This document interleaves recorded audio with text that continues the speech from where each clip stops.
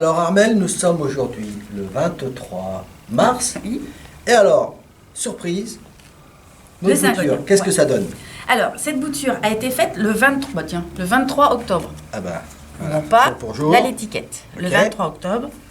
Alors, une période qui n'était pas vraiment propice. C'était pas la meilleure période, en effet. La meilleure période faire la bouture étant maintenant, en fait. C'est maintenant, plutôt oui. Au printemps. Hein.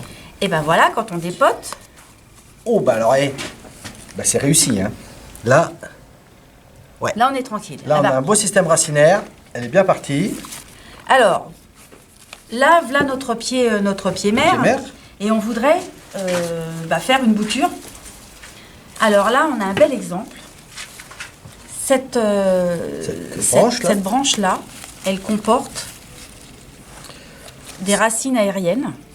Donc, on va se servir de ça pour être sûr que notre bouture, elle va reprendre. Voilà, parce que ça n'avait pas été le cas avec la bouture qui avait prélevé, mais il y a déjà donc parfois comme ça des extrémités, des tiges qui ont déjà des racines qui se forment tout naturellement.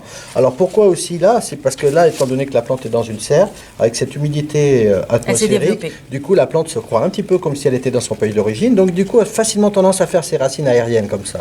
Hein. C'est la preuve qu'on a quand même une humidité, une hygrométrie idéale. Et élevée, oui. Voilà. Donc là, je vais me servir de la nature, hein, qui va m'aider. Je vais couper.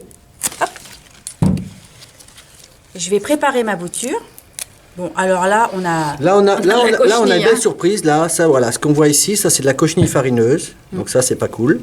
Mais tu vois, bien caché. Elles ont tendance à bien se cacher. Oui, et ça veut dire qu'on en a... Alors, normalement, on ne bouture pas sur une plante qui est atteinte de maladies comme ça, enfin, une attaque d'insectes. Voilà.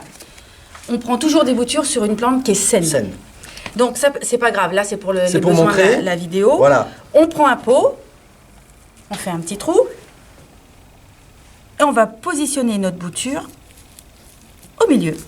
Et ça sera tout. Là, tu avais déjà humidifié un petit peu la terre. Voilà, la terre est déjà humide. Ouais. Le plus compliqué dans une bouture, c'est pas de la faire, c'est de la maintenir. Oui. Mais là, je suis quasiment certaine que ma bouture, elle reprend.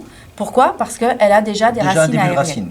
Donc, on la met à l'étouffer, même pas, je dirais même pas qu'elle... En cette saison, non, elle n'en a même pas besoin. Il faut bien la brumiser, il faut laisser le terreau bien humide. Donc, pour la bouture, c'est un terreau sans engrais. Hein. Je ne sais pas si on l'a dit, mais c'est bon de le redire. Et puis après, on laisse faire la attention, nature. Quand on dit la terre bien humide, ça ne veut pas dire une terre trempée. Ça ne veut pas dire que le pot, lui, trempe dans l'eau. Non. Non. Là, il n'y a pas de billes d'argile, il n'y a pas tout ça. C'est-à-dire une terre toujours légèrement humide, fraîche, mais en tout cas, pas trempée. Et on brumise. Et on brumise ça, par contre, autant de fois que l'on veut. Une bonne reprise. Voilà, et évidemment, on ne met pas ça dehors sur la fenêtre. Hein, au mois de mars, on le met dans un endroit protégé. Une température de fond de 20 degrés, ça serait pas mal.